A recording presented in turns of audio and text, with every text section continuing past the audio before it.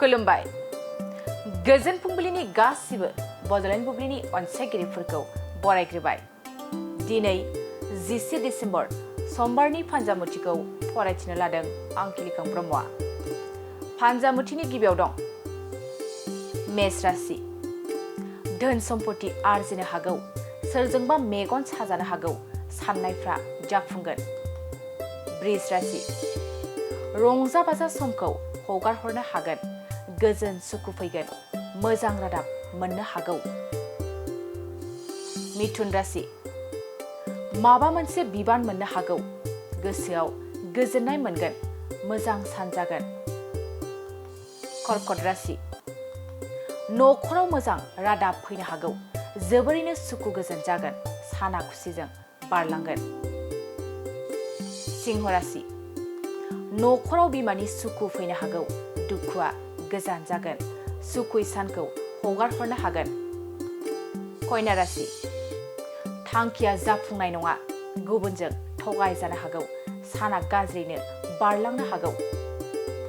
तुला राशि।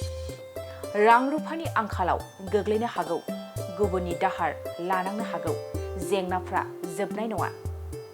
वृश्चिक राशि। समाजनि मोजां हाबा मावनो हागोन, बयजोंबो बाख्नायजागोन, गियाना बांगोन। धनु राशि।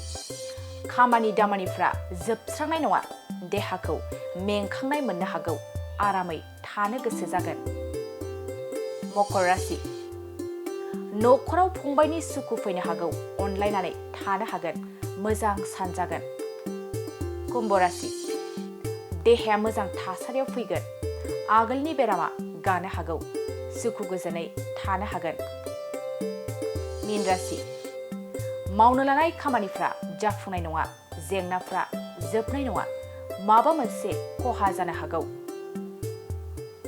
दिनै सानसेनि राशि फरायथिनायाबो एसेनोसै। आसा खालामो नोंथांनि दिनैनि साना मोजाङै मोजां थांगोन, बेखौ बड'लेण्ड बुब्लि नखरनिफ्राय मिजिंथिबाय।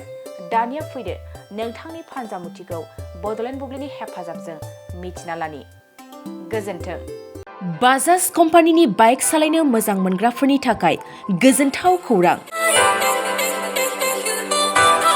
मेगालन काम एक्सचेन्ज मेलाजों लोगोसेनो क'क्राझार सहरनि दावहारु अट' एजेन्सिया लानानै फैबावबाय दिवालीनि धामाका अफार। 16, 17, 18 आरो 19 नभेम्बर खालि सानब्रैसिम दिवालीनि धामाका अफारा सोलिगोन। लवेस्ट डाउन पेमेन्ट होनानै बाजाज कम्पानिनि नों फसायनाय बाइक जेरै पालसार, सिटि, प्लेटिना, एवेन्जार, डमिनार बायदि बायदि आरो गोदानै लन्च जानाय बाइकखौबो लानो हागोन। बाइक गोदानजों लोगोसेनो बेसेन नाङाजासे 5 लिटार पेट्रल, गंनै हेलमेट, सीट कभार, 12 टाइम्स वाशिं कुपन मोननो हागोन। लोगोसेनो बाइक बायगिरिफोरनो फ्रि एसवेर गिफ्ट हरनाय जागोन आरो एक्सचेन्ज खाबुआबो एभेलेबेल जागोन। क'क्राझार सहरनि दावहारु अट' एजेन्सियावल' नङा, बेजों लोगोसेनो कारिगाव फेस्टिभ आउटलेट, दतमा फेस्टिभ आउटलेट आरो बडगाव फेस्टिभ आउटलेट ब्रान्च श'रुमावबो अफारनि सुबिदाखौ लानो हागोन। आबुङै मिथिबावनो दानो कल खालाम 6000399187 नङाबा 8822018193 जानबुं अनजिमायाव।